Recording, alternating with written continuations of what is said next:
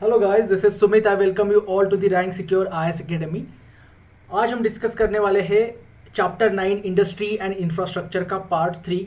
As I told you before, this is lengthy chapter, so इसको भी मैंने parts में डिवाइड किया है। Today is the third part and tomorrow will be closing this chapter with the fourth part and exclusively we will be focusing on the infrastructure part. But before that, previous class के जो कुछ points हमारे थे जैसे कि startup India, उसके ऊपर मैं आपके साथ डिस्कस करने वाला हूँ। अभी तक हमने डिस्कस किया था एफडीआई पॉलिसी, सेक्टरल कंसर्न्स क्या होता है, ईज ऑफ डूइंग बिजनेस। ये सारे पॉइंट्स अभी तक के क्लास में हमने कवर किए थे। वो 12 पैरामीटर्स कौन से हैं वो हमने देखे थे। And make in India and the reality of make in India, कि can make in India will transform the economy of India. तो इसका एक रियलिटी चेक भी हमने देखा था। And even we analysed, are we really that much competitive with China? क्या हम चाइना को टैकल कर सकते हैं? ऐसे कई सारे मुद्दे हमने अभी तक डिस्कस किए थे। सो मेक इन इंडिया के बाद हमारा जो नेक्स्ट पॉइंट था वो था startup India. I will have a quick discussion on startup India, then will move to the infrastructure part. So infrastructure part में आज कुछ पॉइंट्स देखने से पहले एक बार हम डिस्कस कर लेते हैं स्टार्टअप इंडिया के ऊपर। 2016 में एनडीए गवर्नमेंट ने इसको लॉन्च किया था, startup India and stand up India. Startup India माने क्या, कि आप अगर कोई बिजनेस सेट करना चाहते हो, स्टार्ट करना चाहते हो, सो टू एनकरेज दोज बिजनेसेस, फिर वो स्मॉल स्केल हो या फिर आप एमएसएमईज में कुछ स्टार्ट करना चाहते हो, सो उनके लिए ये एक प्रोग्राम शुरू किया था, setting up startups and India hub. So obviously आप अगर कोई बिजनेस स्टार्ट करना चाहते हो, so you will expect some kind of cooperation, funding, financial aid from the government. और साथ ही साथ आपको जो ज़रूरी होगा वो होगा legal support. So legal support and fast tracking of patent examination. If you are launching something innovative, something new projects, new production house, something new manufacturing unit, so उसके लिए कुछ पेटेंट होता है। पेटेंट क्या होता है ये आपने कई बार सुना होगा। फॉर एग्जाम्पल, अगर मैं कहूँ कि आपने कोई फ़ोन बनाया, गैजेट बनाया, कोई कुछ टेक्नोलॉजी आपने ढूंढ के निकाली, तो उसका पेटेंट आपका होगा, मानी उसको और कोई कॉपी नहीं कर सकता है आपके परमिशन के बिना। अगर आपने आपके किसी भी आइडिया को, इनोवेशन को अगर आप सेल कर सकते हो, बेच सकते हो उसका एक अप्रोप्रिएट अमाउंट रख के, तो ये पेटेंट एग्जामिनेशन भी जरूरी है if someone really willing to start something new business. तो फंड सपोर्ट और साथ ही साथ क्रेडिट गारंटी ये भी जरूरी होता है। तो उसी के लिए क्रेडिट गारंटी फंड जो है ये गवर्नमेंट ने उसके ऊपर फोकस किया है। फंड सपोर्ट माने फाइनेंशियल एड। देखो, आपकी बहुत इच्छा है, आपने एमबीए किया है and rather going for any job you want to start something new, तो ऐसे कई सारे एग्जाम्पल्स हमने स्टार्टअप के इंडिया में देखे हैं। बट इनिशियली कुछ ना कुछ फंड लगता है जो गवर्नमेंट प्रोवाइड करने को लेके काफ़ी पॉजिटिव स्टेप्स में कदम उठा रही है। लेकिन considering the current situation and scenario, it looks little bit difficult कि किस तरीके से वो फंड सपोर्ट कर पाएंगे स्टार्टअप इंडिया के लिए, क्योंकि जो ऑलरेडी एग्जिस्टिंग बिजनेसेस है, इंडस्ट्रीज है, उनकी ही जो कंडीशन है काफ़ी ख़राब चल रही है। सो उसके चलते स्टार्टअप इंडिया के लिए all we need is a good infrastructure as well as financial support. अभी एक लॉन्च किया था उन्होंने सेतु माने self employment and talent utilisation. तो ये भी एक इनिशिएटिव है गवर्नमेंट ऑफ इंडिया द्वारा। दोस्तों, ये किस लिए बेसिकली किया जा रहा है? एक तो इकोनॉमिकल ट्रांसफॉर्मेशन के लिए, इकोनॉमिकल डेवलपमेंट हासिल करने के लिए। दूसरी बात, एम्प्लॉयमेंट जनरेट उससे ज़्यादा से ज़्यादा हो। देखो, जब भी कोई बिजनेस, फिर वो कितना ही छोटा क्यों ना हो, जब वो शुरू होता है तो वो एक इकोनॉमिकल इकोसिस्टम का हिस्सा बन जाता है, जिसके चलते एम्प्लॉयमेंट जनरेट होता है। जो कुछ चीज़ें आप बना रहे हो, प्रोड्यूस कर रहे हो, उसको सेल कर रहे हो, तो ये जो एक मनी फ्लो है ये मार्केट ऑपरेशंस का एक हिस्सा बन जाता है। और इसके चलते ये जो आपका इकोनॉमिकल साइकिल है ये अच्छे से चलता ही रहता है। So this is the intention कि जितने से जितना ज़्यादा हम रोज़गार को बढ़ावा दे पाए, जितने से जितने ज़्यादा हम ऐसे स्टार्टअप इंडिया के द्वारा स्मॉल स्केल पे बिजनेसेस को सेटअप कर पाए, ताकि वो हिस्सा बनेंगे micro, small and medium enterprises category का। और एमएसएमई सेक्टर का कितना इंपॉर्टेंट रोल इंडियन इकोनॉमी में रहा है, ये अभी तक के क्लास में मैंने आपके साथ डिस्कस किया हुआ है. सो this is so far about the startup India. Now I will start with the Indian infrastructure. तो इंफ्रास्ट्रक्चर की जब हम बात करेंगे, so without infrastructure growth development is impossible. फिर आपके पास कितना भी टैलेंट क्यों ना हो, आपके पास कितनी भी इनोवेटिव आइडिया क्यों ना हो, अगर इंफ्रास्ट्रक्चर फैसिलिटीज सही नहीं है तो आपको जो एक्सपेक्टेड आपके टारगेट्स है, विजन है, उसे आप हासिल नहीं कर पाओगे. यही फर्क होता है दोस्तों डेवलप्ड और डेवलपिंग कंट्रीज में. Why developed countries are far superior than developing countries? तो ऑब्वियसली आप कहोगे कि सर वहां पे इंफ्रास्ट्रक्चर बहुत ही ग्रेट है, जो उनका जीडीपी है, नेशनल इनकम है, परचेसिंग पावर जो है लोगों का जो बेसिक इनकम है वो काफी ज्यादा होता है. तो ये सारे मुद्दों को जब आप ध्यान में रखते हो तो आप कहोगे कि yes, infrastructure means something great, services, facilities provided by the government. अब छोटा सा एग्जांपल मैं आपको देता हूं. रिसेंटली जियो ने जियो फाइबर को लेके एक बहुत बड़ा अनाउंसमेंट किया. So many of us enrolled for Jio fibre की वी आर एक्सपेक्टिंग, होपिंग कि हमें बहुत अच्छे क्वालिटी का इंटरनेट फैसिलिटी मिलेगा. यही एक सपना जब 4G लॉन्च होने वाला था तब भी सारे भारतीयों ने देखा था कि we are going to get a great internet connectivity after launching the 4G. काफी बढ़ा चढ़ा के प्राइजेस थे 4G के, but what is the reality of 4G today? हम 2G का स्पीड इस्तेमाल कर रहे हैं. Just ask yourself, check your phone and how much speed you are getting. If you are lucky enough and you are staying in any metropolitan city, तो हो सकता है कुछ कुछ एरियाज में आपको अच्छा इंटरनेट स्पीड मिल जाए. तो जो डेवलप्ड कंट्री है वहां पे 100 Mbps तक जो इंटरनेट फैसिलिटी प्रोवाइड किया जाना चाहिए, ये एक पैरामीटर रखा है डेवलप्ड कंट्रीज ने. जो आपके सिटीजन है उनको एटलीस्ट 100 Mbps का स्पीड मिलना चाहिए. इंडिया में अगर 100 Mbps मिल जाए तो क्या होगा, but are we getting 100 Mbps? जो हमारे साइंस एंड टेक्नोलॉजिकल पार्क है या फिर जो इनोवेटिव सेंटर्स है वहां पे ये फैसिलिटी अवेलेबल है, बट फॉर दी आम आदमी, आम जनता जो है, उनके लिए इस तरीके की इंटरनेट फैसिलिटी हमारे देश में नहीं है. तो ये एग्जांपल मैं इसलिए दे रहा हूं क्योंकि आज का जो क्लास है ये मैं लाइव नहीं हूं, दिस इज प्रीमियर माने ये रिकॉर्डेड वर्जन आपके सामने उस टाइम पे मैं आप देख पा रहे हो. अभी ये किस लिए हो रहा है? Just because we are in developing country. Developing countries में इंफ्रास्ट्रक्चर फैसिलिटीज में क्या क्या हम पीछे कितने हैं इंफ्रा फैसिलिटीज में, वेयर वी आर लैगिंग. तो ये सारी चीजें मैं आपको बताना चाहता हूँ. There is a fibre cut in my area because of heavy rainfall, electricity का issue, because of that I am not visible to you. तो ये सब के चलते see the government machineries are taking time to resolve this issue. अगर यही हम किसी डेवलप्ड कंट्रीज में होते और मैं कुछ कंप्लेन अगर दर्ज करता या फिर बाकी के सोसाइटी के लोग, तो कुछ घंटों में, मैं कहूँगा घंटों में भी नहीं, मिनटों में, विद इन एन आवर, तो ये सारी चीज़ें जो है रिजॉल्व हो सकती थी. बट डेवलपिंग कंट्रीज में ये सारी चीज़ें जो है हमें कभी कभी बैकफुट पे ले आती है. चलो मेरी एक क्लास तो मैंने प्रीमियर कर दी, लेकिन सोचिए अगर ऐसे इलेक्ट्रिसिटी इशू के कारण या फिर फाइबर कट, इंटरनेट कनेक्टिविटी में जो स्पीड है वो कमी होने के कारण क्या हमारा आईटी सेक्टर सही तरीके से ग्रोथ कर पाएगा? अगर कहीं पे मैन्युफैक्चरिंग यूनिट चल रहे हैं तो फिर आप होगे कि सर फिर कंपनी में तो वो जनरेटर लगा सकते हैं, डीजल पे वो चलाएंगे या फिर UPS. So again this is dependency on the energy and the petro products. तो डीजल पे कितना आप जलाओगे? तो अगर आप मैक्सिमम डीजल इस्तेमाल करोगे तो इसका मतलब डीजल की डिमांड बढ़ेगी, और डीजल की डिमांड बढ़ेगी तो प्राइजेस में भी फ्लक्चुएशन होंगे. सो अगर आपको डेवलपिंग कंट्रीज से डेवलप्ड कंट्रीज बनना है, so you have to make sure you must have a great infrastructure facilities across the globe. Universally infrastructure की जब बात होती है तो एक ये माना गया है पूरी दुनिया में कि इंफ्रास्ट्रक्चर माने 3 इंपॉर्टेंट चीजें. एक होता है आपका पावर, जो मैंने आपको कहा, दूसरा होता है आपका ट्रांसपोर्टेशन, एंड तीसरा होता है आपका कम्युनिकेशन.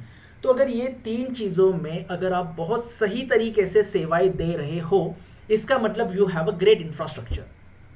और अगर ये तीनों चीजें आपके देश में है, इसका मतलब बाहर से अगर कोई इन्वेस्ट करना चाहता है So they will happily invest in your country.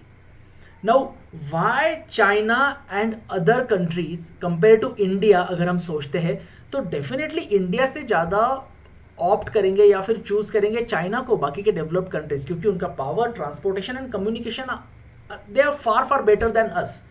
तो इन सब के चलते हमारे इंफ्रास्ट्रक्चर में ये तीन चीज़ों का सही तरीके से होना ज़रूरी है. Now when we talking about the power, तो पावर सेक्टर में ट्रांसफॉर्मेशन लाने के लिए government is taking some steps. अगर मैं आपको थोड़ा सा पीछे 2007 में लेके जाऊं, so we initiated the process of nuclear deal with USA as well as other nuclear power countries. अभी हम न्यूक्लियर डील किस लिए कर रहे थे? ताकि हम पावर सेक्टर में ट्रांसफॉर्मेशन ला सके. This is not just for the sake of defence purpose, क्योंकि पावर सेक्टर में हम जितना स्ट्रांग रहेंगे उतना ज़्यादा हमें किससे फ़ायदा होगा? हमारे इंडस्ट्रीज़ हो, हमारे जो इकोनॉमिकल एक्टिविटीज़ में पार्टिसिपेट करने वाले जितने भी यूनिट्स हो, एमएसएमई सेक्टर हो, गवर्नमेंट ऑर्गेनाइजेशंस हो, without power they can't run. Transportation की जब मैं बात करता हूँ तो थोड़ा सा मैं पावर की तरफ आपको ट्रांसपोर्टेशन का लिंक करता हूँ. क्या होता है दोस्तों कि let's take an example of Indian railways. अभी इंडियन रेलवेज में उसका इलेक्ट्रिफिकेशन करना ये भी एक टारगेट रखा गया है. अगर इंडियन रेलवेज का इलेक्ट्रिफिकेशन करना है तो इलेक्ट्रिफिकेशन करने से क्या होगा कि उनका जो डिपेंडेंसी है डीजल के ऊपर या फिर कोल के ऊपर, अभी नाउ कोल इज आउटडेटेड, तो अगर उनका डीजल के ऊपर से डिपेंडेंसी कम करना है, so you must have a great infrastructure in electrification. तब जाके आप रेलवेज में इलेक्ट्रिफिकेशन के द्वारा मैक्सिमम रिलाय हो सकते हो इलेक्ट्रिक ट्रेन के ऊपर. लेकिन क्या उसके लिए हमारे पास उतना सफिशिएंट पावर है? Are we really that much capable in power sector? तो अगर हमारा इलेक्ट्रिफिकेशन रेलवेज में सही से हो जाता है तो इट मीन्स इंडियन रेलवेज का जो डीजल के ऊपर का डिपेंडेंसी है वो कम हो जाएगा. इसका मतलब इंडियन रेलवेज का जो डीजल का कंजम्पशन है वो कम हो जाएगा. इसका मतलब यही है कि डीजल का जो डिमांड है रेलवे सेक्टर के लिए वो कम हो जाएगा and there will be a enough diesel stock available in the market. और वो इनफ होने के कारण डीजल के जो प्राइजेस है वो भी कम हो जाएंगे. और अगर वो प्राइजेस कम होते हैं तो फिर जो ट्रांसपोर्टेशन में आपकी ट्रक्स चलती है, फॉर एग्जांपल आपका सामान जो है एक स्टेट से दूसरे स्टेट में ले जाने के लिए, तो अगर ट्रक का अगर आप डीजल के प्राइजेस कम हो जाते हैं तो इसका मतलब क्या है कि आपका जो इन्फ्लेशन है, महंगाई है, वो भी धीरे धीरे कम होने लगेगी. So this is how the things are interconnected and interlinked. Now अभी मैं कोर ट्रांसपोर्टेशन की बात करूं तो कोर ट्रांसपोर्ट सेक्टर में आगे जाके हम देखने वाले हैं रेलवेज एंड रोड के बारे में इन शॉर्ट.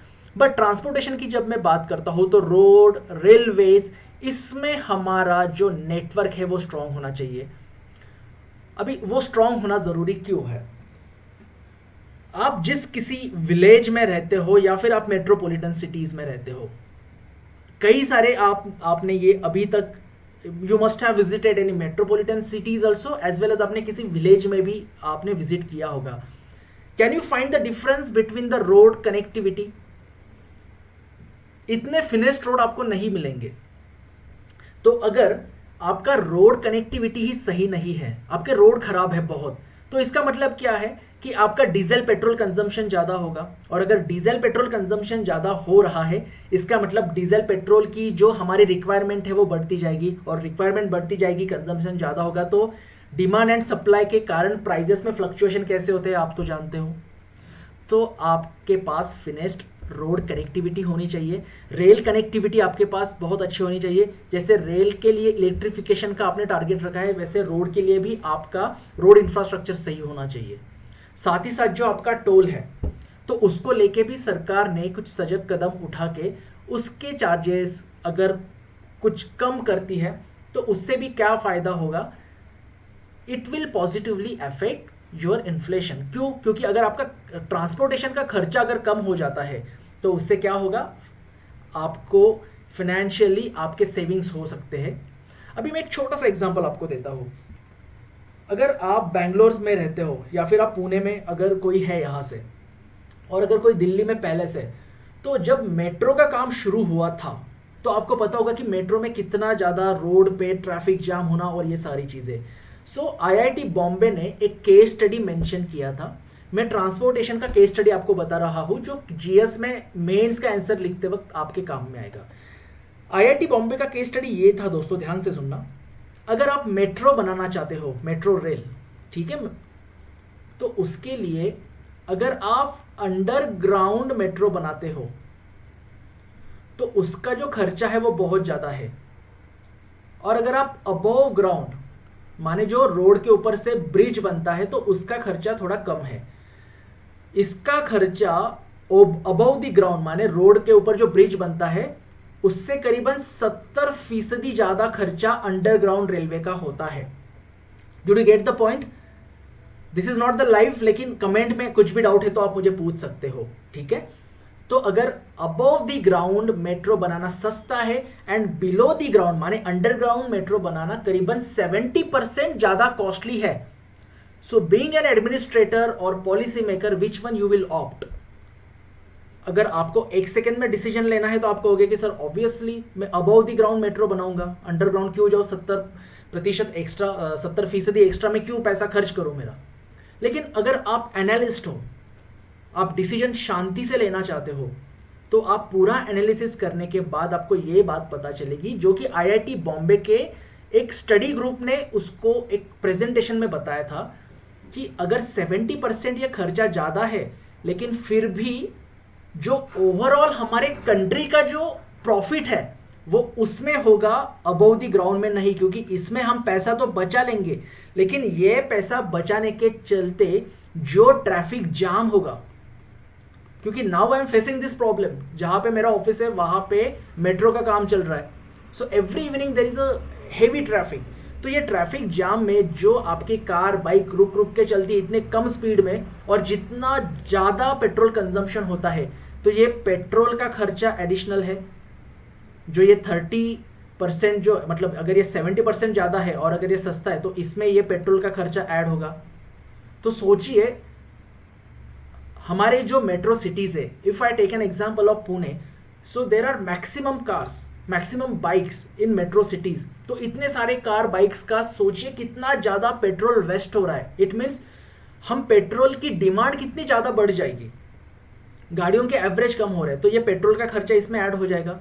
उसके बाद जो कुछ इंफ्रास्ट्रक्चरल फिर से रिनोवेशन करना पड़ेगा, अगर आप ड्रिल कर रहे हो, रोड खराब कर रहे हो, ब्रिज बना रहे हो, ट्रैफिक जाम, और फिर से वो सारा रोड आपको ठीक से करना, तो वो इंफ्रास्ट्रक्चर का खर्चा अलग से। तो ये सारी चीज़ों को देखते हुए कि ये जो 70% कॉस्टली है, ये वन टाइम इन्वेस्टमेंट है और ये बाद में चलते रहेगा, लेकिन ये जो खर्चा है ये 70% से कहीं ज़्यादा चला जाता है अगर आप ये सारे खर्चे उसमें ऐड करो तो ये एक केस स्टडी है, आप आपके जीएस के आंसर में भी लिख सकते हो। So while providing the great infrastructure, while providing the great transportation facilities, government has to think logically and analytically which best facilities they can provide to the country। तो ये ट्रांसपोर्टेशन भी उतना फिनिश्ड होना चाहिए। नाउ कम्युनिकेशन, देखो communication मैं कहूँगा कि वो एक रिसेंट फेनोमेनन है, रिसेंटली उसमें एक जो क्रांति आप कहते हो कम्युनिकेशन सेक्टर में, वो एक रिवोल्यूशन जो है कम्युनिकेशन में, वो अभी रिसेंटली आया है। पहले कम्युनिकेशन उतना स्ट्रांग नहीं था, लेकिन अभी के ग्लोबलाइजेशन के एरा में is it possible without a poor communication facility, can we survive in the globalized economy? तो कम्युनिकेशन भी उतना स्ट्रांग होना चाहिए। कम्युनिकेशन की जब मैं बात करता हूं तो केवल मैं टेलीफोनिक कम्युनिकेशन की नहीं बात कर रहा हूं, कनेक्टिविटी, इंटरनेट फैसिलिटी, तो ये सारी चीजें जो है आपके कम्युनिकेशन में आती है। और now I will move to the next part, that is investment and infrastructure. देखो अगर आपका इंफ्रास्ट्रक्चर बहुत ग्रेट है तो आपके पास मैक्सिमम इन्वेस्टमेंट आएगी, ये मैंने आपको बताया था। लेकिन केवल इंफ्रास्ट्रक्चर सही से बनाना क्या अकेली सरकार की जिम्मेदारी है? और सरकार कितना खर्च करेगी इंफ्रास्ट्रक्चर पे? उनके अपने कुछ सोशल सेक्टर के गोल्स भी हैं। केवल इंफ्रास्ट्रक्चर के ऊपर ध्यान देगी तो बाकी सोशल सेक्टर गोल से वो दूर हो सकती है। So because of that now government is expecting private players should invest in infrastructure development as well. As a part of that, not only private player, domestic private players, जो foreign private players है उनका भी अगर contribution है तो बिल्कुल सही हो सकता है। जैसे कि अगर मैं कहूँ बुलेट ट्रेन फैसिलिटी हो गई, या फिर जो बॉम्बे में जो अभी ब्रिज बना तो वो sea link bridge. So we took technology and assistance from Japan. So this is how we are expecting the private players, domestic as well as global, they should invest in the infrastructure facilities. Infrastructure facilities में investment अगर ज़्यादा है तो great infrastructure हम अपना जो है वो डेवलप कर सकते हैं and ultimately it will attract maximum investment. NITI Aayog जो है, नीति आयोग ने भी इंफ्रास्ट्रक्चरल डेवलपमेंट को बहुत ज़्यादा इंपॉर्टेंस दिया है। उनका जो अपना डॉक्यूमेंट है strategy for new India at 75, they had given a huge importance to the infrastructural development, investment in the infrastructure। तो अगर इन्वेस्टमेंट इंफ्रास्ट्रक्चर में बाकी के फॉरेन प्लेयर्स कर रहे हैं so ultimately it will be beneficial for them only. एक छोटा सा केस स्टडी मैं आपको बताता हूँ। अगर किसी मेट्रो सिटी में आप रह रहे हो, जो सिटी का कोर एरिया है वहाँ पे जो घरों की कीमतें हैं वो आसमान को छू रही है आजकल। तो जो कॉमन मैन है it is not possible for him to stay at the heart of the city, क्योंकि इतना ज़्यादा पैसा उसके पास नहीं है फ्लैट या घर खरीदने के लिए। So now people opting for the outskirts of the city. City के थोड़ा सा अगर आप दूर जाते हो तो सस्ता घर सस्ता मकान आपको मिल जाएगा। तो ऐसे कई सारे सोसाइटीज़ मेट्रो सिटीज़ में बन रही है कि जो सिटी से 30, 35, 40 किलोमीटर तक दूर है। अभी वहाँ पे जो रियल इस्टेट प्लेयर्स इन्वेस्टमेंट कर रहे हैं सिटी के आउटकर्ट्स में फ्लैट बनाना या फिर जो स्कीम शुरू करना, तो वो ये बात जानते हैं कि लोग वहाँ पे रहने तभी आएंगे जब उनको अच्छा ट्रांसपोर्टेशन रहेगा। तो ट्रांसपोर्टेशन के लिए ऐसे कई सारे बड़े रियल इस्टेट के ग्रुप्स हैं जो उनका सोसाइटी बनाने से पहले जो रोड कनेक्टिविटी है वो खुद के खर्चे से एक मेन रोड तक जो होता है, जो मेन रोड माने जो गवर्नमेंट के मिनिस्ट्री ऑफ रोड द्वारा बनाया गया जो रोड होता है, एटलीस्ट वहाँ तक वो एक सही से कनेक्टिविटी दे देते हैं। Then they bought there some basic grocery stores, clinics, छोटे मोटे मेडिकल जो होते हैं केमिस्ट के। तो ऐसे इस तरीके से वो छोटा सा एक इंफ्रास्ट्रक्चरल मॉडल वहाँ पे खड़ा करते हैं, छोटा सा ट्रांसपोर्टेशन वो पहले वहाँ पे डेवलप करते हैं and they simultaneously started developing their big residential project, so that लोग ये सोचते हैं कि चलो at least we have a good transportation facilities. तो इससे क्या होगा, देखो रियल इस्टेट का काम है कि फ्लैट बनाना और उसको बेचना, रोड बनाना उनका काम नहीं है, लेकिन उनके बिजनेस में प्रॉस्पेरिटी लाने के लिए, प्रॉफिट लाने के लिए वो इंफ्रास्ट्रक्चर में इन्वेस्टमेंट करते हैं। सेम इसी केस स्टडी के साथ गवर्नमेंट भी यही सोचती है कि इफ दे इन्वेस्ट और rather they get assistance from the domestic as well as global foreign players to invest in infrastructure, ultimately it will develop the businesses, industrial sector, और इसका फायदा किस में होगा, हमारे इकोनॉमिकल डेवलपमेंट में। And this is how NITI Aayog is also focusing on that. So I hope everything is clear so far. और किसी को कुछ डाउट है, कुछ क्वेरी है तो आप कमेंट में मुझे पूछ सकते हो। As I said this is not live, but comment में आप पूछिए, नेक्स्ट क्लास जो लाइव होगा उसमें मैं आपके डाउट्स क्लियर कर दूंगा। एवरीडे ये क्लास 9 PM होता है। सो अगर यहाँ तक सब कुछ क्लियर है so I will have a quick announcement, एक छोटा सा अनाउंसमेंट मैं आपके सामने करना चाहता हूँ, and that is about your Unacademy GS paper prelims के एक टेस्ट जो होने वाले हैं उसको लेके। देखो before the test I want to tell you कि ये टेस्ट के फ़ायदा क्या होते हैं, क्यों आपने टेस्ट देने चाहिए। whatever studies you are doing you have to assess yourself as well। तो 10th एंड 25th हर महीने जो है अनअकैडमी एस्पायर, जो कि एक all India free mock test होता है सिविल सर्विसेज एस्पायरेंट्स के लिए, जिनको यूपीएससी प्रीलिम्स 2021 देना है उनके लिए जीएस का ये टेस्ट होगा 25 अक्टूबर को 10 बजे। तो आप इनरोल कर सकते हो। इनरोल करने के लिए आपको आपके ऐप के थ्रू आप इसको एनरोल करो, या फिर आप unacademy.com पे जाके भी एनरोल कर सकते हो। तो ये एक ऑल इंडिया रैंकिंग जिसमें निकाला जाएगा ताकि आप अपना खुद का सेल्फ असेसमेंट कर पाओ। जो हमारे टॉप एजुकेटर्स है, एक्सपर्टीज है सब्जेक्ट के, तो उनके द्वारा ये पेपर सेट होता है, उनके द्वारा इसका एनालिसिस किया जाता है और आपको किस तरीके से टैकल करना है क्वेश्चन को, ये सारी चीज़ें जो है ये आपको बताई जाती है। तो आपका एक डिटेल परफॉर्मेंस रिपोर्ट और आप कहाँ पे हो ऑल इंडिया लेवल पे ये आपको पता चलता है, और साथ ही साथ आपको प्राइजेस भी काफ़ी मिलेंगे। प्राइजेस की अगर मैं बात करूँ बिफोर दैट, कि जो यूपीएससी का पैटर्न है सेम पैटर्न रहेगा, 100 क्वेश्चंस पर क्वेश्चन 2 मार्क्स, माने 200 मार्क्स का ये टेस्ट होगा 2 आवर्स एंड 1/3 नेगेटिव मार्किंग। तो अगर आपका रैंक 1 आ रहा है 1 to 3 में, अगर रैंक 1 to 3 जो अगर आप हासिल करते हो, so you will get free Unacademy plus subscription for the 6 month. And बाकी रैंक 1 to 10 में जो है, पहले 3 मेंबर्स को तो फ्री सब्सक्रिप्शन मिलेगा, साथ ही साथ 10,000 का अमेजन का गिफ्ट वाउचर भी मिलेगा। बाकी 11 to 13, 31st to 50 तो ये गिफ्ट वाउचर है अमेजन की तरफ से, and I am sure you will utilise this gift voucher to buy some good books. तो सिलेबस आप जानते हो क्या है, यू कैन सी दैट। और जो रिजल्ट आपका असेसमेंट जो है आपको ऐप के थ्रू पता चलेगा। So please do enrol for this test and assess yourself कि आप where you are standing. So I hope this is clear. Now let's back to the class again. Fine. So अगर ये infrastructure के बारे में points clear हो गए, so I'll move to the next part and that is Uday scheme. जब हम उदय scheme की बात करते हैं, आपका जो स्टेट इलेक्ट्रिसिटी बोर्ड है, क्या वो फायदे में चल रहा है या घाटे में चल रहा है?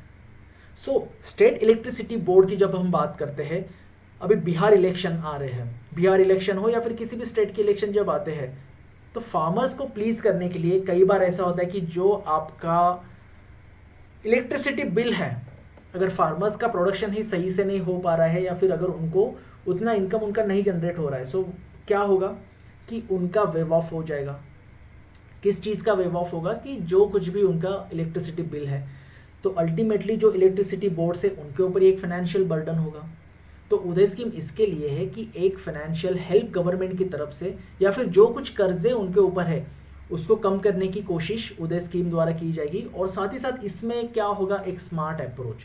स्मार्ट अप्रोच माने क्या, कि स्मार्ट अप्रोच में आपको प्रमोट करना है कि ज़्यादा से ज़्यादा एलईडी का इस्तेमाल हो, और इसके लिए जो फंडिंग लगती है एलईडी के इस्तेमाल के लिए, या फिर जो आपका ट्रांसमिशन डिस्ट्रीब्यूशन है वो आप सही तरीके से करो।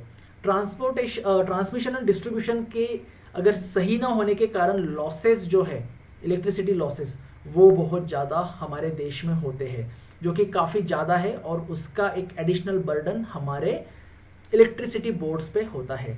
अभी स्टेट्स जो है, रिस्पेक्टिव स्टेट्स, उन्होंने उदय स्कीम को जो है एक्सेप्ट करने के बाद उन्होंने एडिशनल फंडिंग देना शुरू किया है।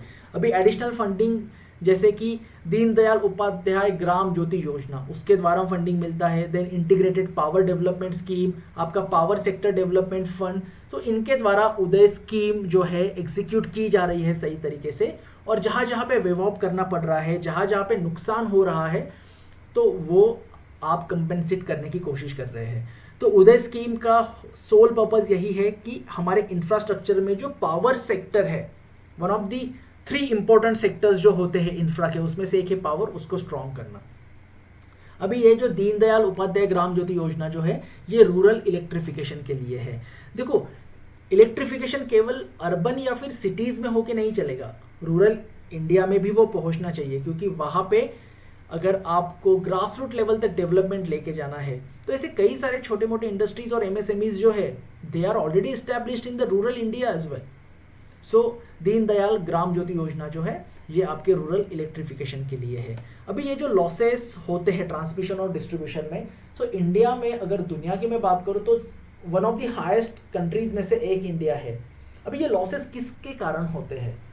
देयर आर द रीजन, जैसे कि unplanned extension of distribution line, overloading, या फिर जो चोरी होना, लाइट की चोरी होना। तो ऐसे कई सारे रीजन है उसके पीछे के।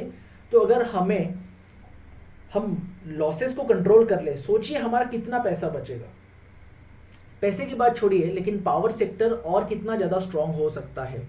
तो we have to think with this smart approach how we can control the losses during the transmission and distribution.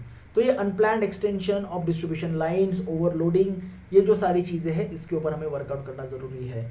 Now the next part I will move to the railways. Railways की जब हम बात करते हैं, तो ऑब्वियसली मैंने जैसे आपको पहले कहा कि रेलवेज, रोडवेज में हम India is second largest road network in the world.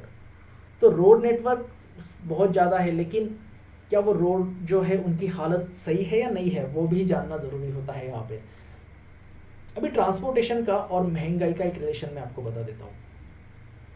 देखो, जैसे मैंने आपको कहा था कि ट्रांसपोर्टेशन की जब हम बात करते हैं, सो आपके पेट्रोल और जो डीजल के प्राइजेस है, अगर वो कंट्रोल में है तो आपकी जो महंगाई है वो कंट्रोल में रहेगी। अभी कैसे कंट्रोल में रहेगी? अगर फ़िलहाल आपकी जो ग्रोसरीज़ है, आप जो इस्तेमाल करते हो राशन में घर के, उनका कुछ एक फ़िक्स अमाउंट आपके दिमाग में होता है कि हाँ भाई, इस रेंज में ये शक्कर का भाव कम ज़्यादा होता रहता है। एकदम से अगर पेट्रोल डीजल के प्राइसेस बढ़ गए, जैसे ही पेट्रोल डीजल के प्राइसेस बढ़ते हैं, हमारे मार्केट में महंगाई शुरू हो जाती है, क्योंकि ट्रांसपोर्टेशन का जो खर्चा है वो एकदम से बढ़ जाता है। और वो बढ़ा हुआ खर्चा फिर हम कहाँ से निकालते हैं? ये ग्रोसरीज और ये जो है इनकी कीमतें बढ़ा के। तो यहाँ पे जो है ये प्राइस हाइक हो जाता है। प्राइस हाइक को लिखने के बाद मुझे याद आया कि रैंक सिक्योर टीम का जो हमारा रेफरल कोड है रैंक 10, वो आप और इस्तेमाल कर सकते हो 24 तक, क्योंकि जो प्राइस हाइक 20 को होने वाला था वो एक्सटेंड हो चुका है। तो अभी भी यू हैव टाइम, आप एक बार ऐप में जाके देख लीजिए कि कौन सी डेट तक आप सब्सक्रिप्शन ले सकते हो, क्योंकि कितना हाइक है वो ऑलरेडी मैं आपको बता चुका हूँ। So I think you have one more week in your hand to get subscription for the Unacademy plus. Use referral code rank 10 and you will get 10% discount on this. So चलो, ये price hike की बात करके ये याद आया, let's back to the point again. तो ये जो पेट्रोल डीजल के प्राइसेस बढ़ जाते हैं, तो आपके जो रूटीन की चीज़ें हैं जो आप खरीदते हो, ग्रोसरीज हो, फल सब्जी, इसके प्राइसेस बढ़ जाते हैं। अगर जो मैंने आपको एग्जांपल दिया, आईआईटी बॉम्बे ने केस स्टडी जो बनाया था मेट्रो रेल का, अगर आपके रोड बहुत ही ख़राब है, पेट्रोल कंजम्पशन बहुत ज़्यादा है, तो अगर पेट्रोल कंजम्पशन, डीजल कंजम्पशन आपके देश में बहुत ज़्यादा हो रहा है, इसका मतलब आपका रिक्वायरमेंट उसके लिए ज़्यादा है। रिक्वायरमेंट ज़्यादा है, इसका मतलब आपको उसके लिए प्राइजेस थोड़े ज़्यादा पे करने पड़ेंगे, and ultimately it will lead to the price hike. So ये जो कीमतें होती है कम ज़्यादा, तो उसमें ये पेट्रो प्रोडक्ट्स, डीजल और एनर्जी सेक्टर, इसका रोल काफ़ी इंपॉर्टेंट है। एनर्जी सेक्टर की जब मैं बात करता हूँ, रेलवेज में आप इलेक्ट्रिफिकेशन लेके आओगे, वो टारगेट रखा है, लेट्स होप कि बहुत जल्द से जल्द वो हासिल हो जाए। अभी इंडिया में ईवी कार्स माने इलेक्ट्रिक व्हीकल जो है टाटा ने लॉन्च किया, बाकी भी जो बड़ी कंपनीज है वो लॉन्च कर रहे हैं, but do we have that much infrastructural facilities? क्या हमारे पास वो चार्जिंग पॉइंट्स उतने हैं हाईवेज पे, फ्रीवेज पे, कि हम अगर ईवी कार लेते हैं, और अगर ईवी कार का जो प्राइस है वो बहुत ज़्यादा है आपके नॉर्मल पेट्रोल डीजल कार से, so can common man afford that car? ये भी एक पॉइंट यहाँ पे है। तो उसके लिए एक सही तरीके से सब्सिडी और प्राइस को कंट्रोल रखना भी ज़रूरी है। अगर इलेक्ट्रिक व्हीकल आप अभी तो आप केवल पर्सनल पर्पस के लिए, कमर्शियल पर्पस के लिए तो इलेक्ट्रिक व्हीकल अभी we have a long way to go for that, लेकिन अगर वो आते हैं, सो डेफिनेटली जो हमारा पेट्रो प्रोडक्ट्स के ऊपर का डिपेंडेंसी वो कम हो जाएगा। दूसरी बात, जो सस्टेनेबल डेवलपमेंट की और इन्वायरमेंटल कंजर्वेशन की हम बात करते हैं, वो गोल हम हासिल कर पाएंगे, लेकिन फिर से इसमें पेटेंट एंड जियोपॉलिटिक्स काफ़ी इसमें इन्वॉल्व होगा, और वो इंफ्रास्ट्रक्चरल फैसिलिटीज सेटअप करने का जो खर्चा है वो भी काफ़ी होगा। क्योंकि अगर इलेक्ट्रिक व्हीकल ले लिया और आपको 500 किलोमीटर तक कहीं पे भी अगर चार्जिंग स्लॉट नहीं है, so then there is a trouble. So railways and road transportation के बारे में इतना बेसिक मैंने आपको बता दिया है। कल के क्लास में हम बाकी के और जो पॉइंट्स है वो डिस्कस करेंगे। Another announcement I want to make, and after that I will close the class. ये अनाउंसमेंट जो है आप ही के लिए है, स्पेशल क्लासेस अभी जो हमारे होने वाले हैं अनअकैडमी प्लस पे। So there are 100+ free live classes जो है स्पेशल, वो होने वाले हैं 24 अक्टूबर को। सो 24 को 8 बजे से ये क्लासेस शुरू होंगे। 100+ स्पेशल क्लासेस है अलग अलग सब्जेक्ट्स पे, प्रीलिम्स, मेंस, उसकी स्ट्रेटेजी क्या होनी चाहिए, ऑप्शनल, लैंग्वेज का प्रेफरेंस क्या होना चाहिए, जो न्यू कमर्स के जो डाउट्स होते हैं ये सारे इसमें कवर किए जाएंगे। और इंडिया के जो टॉप एडुकेटर्स है उनके द्वारा जितने भी यूपीएससी के प्री और मेंस के सब्जेक्ट्स है उनके ऊपर ये फोकस रहेगा। You can see, you can take a screenshot, आप आपने शायद इनके ये जो हमारे सीनियर फैकल्टीज़ हैं इनके क्लासेस आपने किए भी होंगे अब तक। सो ऑन वेरियस सब्जेक्ट, जैसे कि देखो ये इकोनॉमिक्स पे है, जीएस एमसीक्यूज़ पे ये क्लास होगा, करंट अफेयर्स पे स्पेशल क्लास ऑन ऑप्शनल वो एक अलग से है, इथिक्स का आंसर राइटिंग कैसे होना चाहिए, ज्योग्राफी का स्पेशल क्लास। तो ऐसे जो सारे स्पेशल क्लासेस 24 को है, आप इसे ज़रूर अटेंड कीजिए, फ्री में है। आपको उसके लिए केवल क्या चाहिए, अनअकैडमी लर्नर्स ऐप आपको आपके फ़ोन में होना चाहिए। Now last announcement is about एक ऑप्शनल को लेके है। यूपीएससी में अभी सीएससी ऑप्शनल कैटेगरी भी अनअकैडमी ने शुरू कर दी है। आप में से कई स्टूडेंट्स पूछते थे कि सर जीएस तो हो जाएगा लेकिन ऑप्शनल का हम कैसे करें, उसके लिए क्लास कहाँ पे करें। सो नाउ अनअकैडमी आपको वो फैसिलिटी भी प्रोवाइड कर रहा है जिसमें एक डेडिकेटेड फोकस होगा ऑप्शनल सब्जेक्ट के ऊपर। उसके बैचेस जो है डिफाइन किए जाएंगे, जो हमारे एक्सपर्ट फैकल्टीज़ हैं वो ये ऑप्शनल कोर्स जो है वो लेने वाले हैं। जो एग्जिस्टिंग प्लस सब्सक्राइबर्स है उनको ये एक फ्री एक्सेस रहेगा ऑप्शनल कैटेगरी का टिल देयर सब्सक्रिप्शन लास्ट। तो अभी भी वक्त है कि ये ऑप्शनल का अलग से कुछ कैटेगरी में अलग से फीस पे करना पड़े, उससे पहले आप ये सब्सक्रिप्शन ले लो तो आपको दोनों कैटेगरीज अवेलेबल हो सकती है। These are the optional subjects जो आपको मिलने वाले हैं। सो जिनका political science and international relations है they can go for it. And Komal, जैसे कि आपने रिसेंटली सब्सक्रिप्शन लिया है कुछ महीने पहले, so you can go for this optional category जो आपको फ्री में अवेलेबल है। सो आप बहुत अच्छी तरीके से आपका जो political science and international relations का क्लास है वो कंप्लीट करोगे। यू नीड नॉट टू पे any extra amount for that. ये चार्जेस जो है आपके सामने हैं। ऑप्शनल सब्सक्रिप्शन प्लान जो एग्जिस्टिंग है उनके लिए ये फ्री में है, बट अगर केवल कोई ऑप्शनल का सब्सक्रिप्शन लेना चाहता है, take a screenshot and go through it. तो ये 31st तक चार्जेस 49,500 है। आफ्टर 31st जो है ये प्राइजेस शायद से बढ़ सकते हैं। सो मेक श्योर कि आप जल्द से जल्द इसका फ़ायदा उठा लो जब तक ये चल रहा है। तो guys this is so for about the class. Just because lack of infrastructural facilities, it was not possible for me to come live, तो इसलिए ये रिकॉर्डेड वर्जन में आपके सामने प्रीमियर के द्वारा अभी आप देख पा रहे हो। कुछ भी डाउट है कमेंट सेक्शन में आप पूछिए। डिस्क्रिप्शन बॉक्स में आपको रैंक सिक्योर का कॉन्टैक्ट नंबर मिलेगा, आप उस पर कॉल करके सब्सक्रिप्शन रिलेटेड कुछ डाउट है तो पूछ सकते हो। Join our Telegram channel also. And कल हम मिलेंगे लाइव क्लास में। आपके जो कुछ क्वेरीज डाउट्स हैं वो मैं कल के क्लास में कवर कर दूंगा। So I hope you like the class. अगर क्लास अच्छी लगी है तो इसको लाइक कीजिए, कमेंट कीजिए और हमारे चैनल को सब्सक्राइब भी कीजिए। Thank you so much.